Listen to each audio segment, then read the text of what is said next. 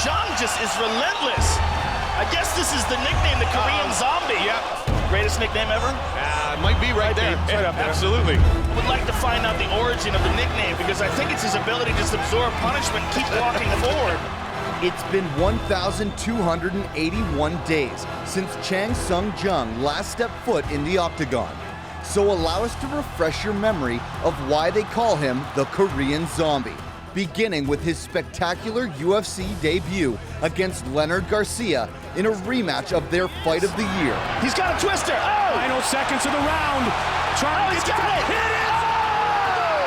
After winning with the first and only twister in UFC history, the Korean Zombie tied the record for fastest knockout in company history over Canadian standout Mark the Machine Hominin.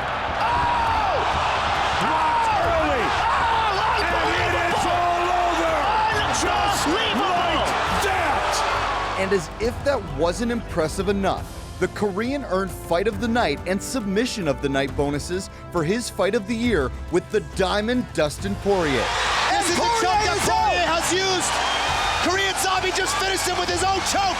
Despite flashes of zombie-like aggression in his bid for the featherweight title, a separated shoulder would end Jung's stellar run.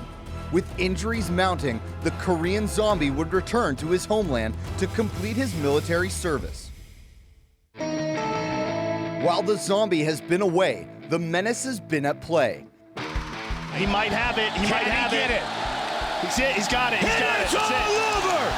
Dennis Bermudez has fought 7 times since we last saw Jung in the octagon, and rides a 2-fight win streak into the first main event of his UFC career. The Menace has never shied away from a brawl. But after a 2-fight losing streak, the tough finalist has shown a more calculated wrestling-heavy game plan. Pretty good level change there, just too much power. Will the Korean Zombie be able to pick up where he left off as one of the most fearless and savage featherweights? Or will the layoff be too much against the surging, title-hungry Menace? This is the most comprehensive and entertaining pre-fight show on the world's premier 24/7 television channel, dedicated to the complete coverage of combat sports. It's UFC Fight Night, Bermudez versus the Korean Zombie, and it starts right now.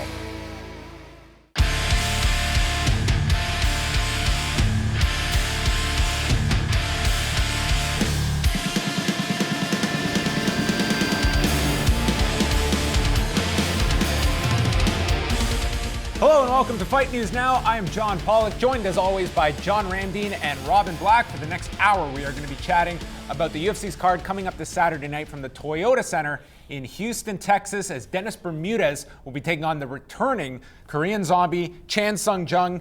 John, one of the most exciting fighters we had ever seen at 145 pounds, but the biggest question is going to be what version of Chan Sung Jung is coming back? An improved version, one that has declined?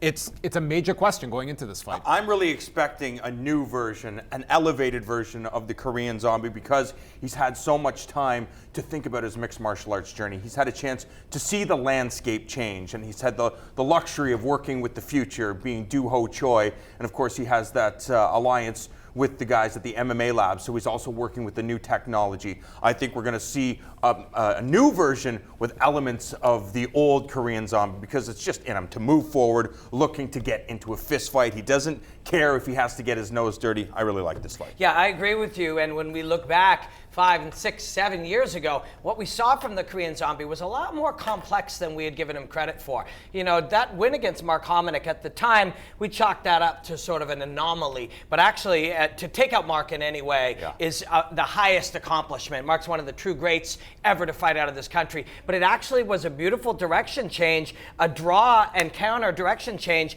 that now everybody is seeing as normal. So he was ahead of the curve back then, and that his mind is very, very strong. So I think we're going to see an evolved guy too.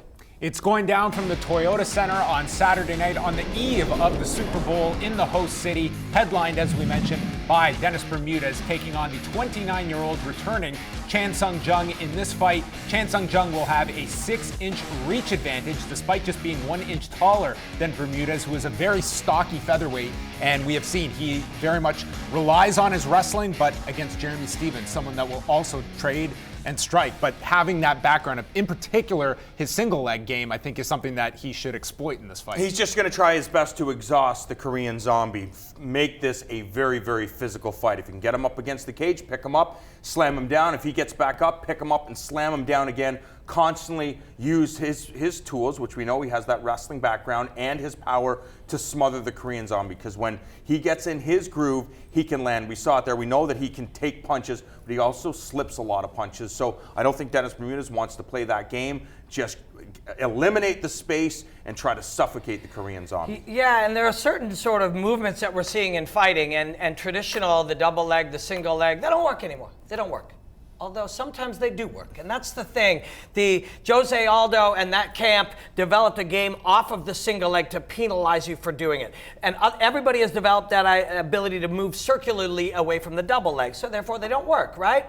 Only if you're extraordinarily good, like Dennis Bermudez is, he can make that old school game, that Matt Hughes approach work, and he does make that work. And so unlike the standard way that people react to this type of wrestler by moving around them or dealing with them, he can make these traditional wrestling takedowns work.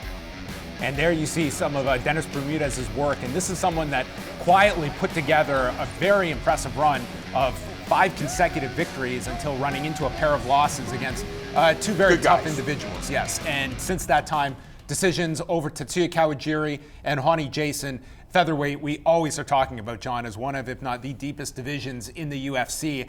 This is an opportunity, I think, for Chan Sung Jung to immediately get back into things. But Dennis Bermudez, to me, a very difficult out. And the fact that this is a main event, Chan Sung Jung is diving into the deep end as well. Yeah, but as you pointed out, everybody knows, if you're a hardcore mixed martial arts fan, you know Dennis Bermudez. He's been active since the Korean Zombie last saw action inside of the cage. Dennis Bermudez has been fighting 7 times, 7 bouts, and it's the experience. It's not necessarily the wins and the losses. It's the different individuals he's faced over those 7 bouts, and he'll have new experience and he'll have new information that he can use in this fight with the Korean Zombie. Yeah, and we can expect some evolution out of Dennis Bermudez as well. However, when you are that good at the fundamental building blocks of mixed martial arts like this guy is, that ability to work your striking off your wrestling, old school, to do that, you stick with that and you make that work. We'll see a couple new wrinkles, but the way to beat that is with innovation, with new ideas, coloring outside the lines, mobility, countering, and that's what the Korean Zombie is very, very good at. We think of him like a zombie coming forward, getting hit,